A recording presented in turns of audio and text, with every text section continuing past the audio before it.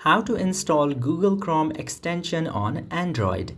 Now in order to do this, Google Chrome browser itself does not have this feature on Android. You must use third-party Chromium-based browsers such as Lemur browser or Kiwi browser.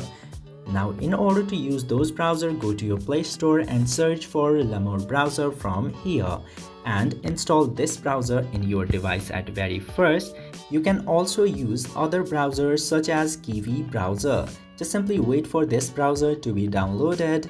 Then after installing the app, just simply open the browser which you have installed and search for Chrome Web Store in there, and then open Chrome Web Store. You can use any of the options from here and then select extensions from this upper section. Just simply pick up extensions and you will see a bunch of extension. You can also filter it from here and just simply select any of the extension which you would like to add in the browser and tap to add to Chrome. This is how you can very easily add extensions in Google Chrome on Android. I hope this video was informative to you. If yes, don't forget to hit that subscribe button.